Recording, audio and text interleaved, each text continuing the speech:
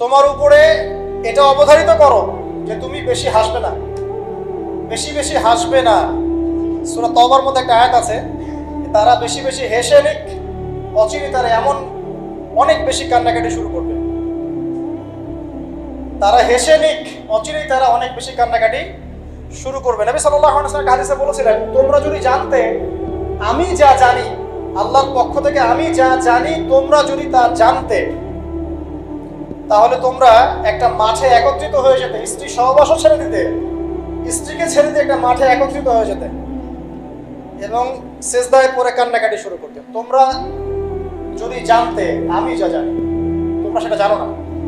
তো বেশি হাসাটার কুফল কি? নবী সাল্লাল্লাহু আলাইহি ওয়াসাল্লাম বলছেন, ফাইন্নাহু ইউমিতুল কলবা। এটা ওই যে কলবের কথা বললাম, কলবের যত্ন নিতে হবে, কলবকে মেরে ফেলবে। বেশি বেশি হাসলে কলবকে মেরে ফেলবে।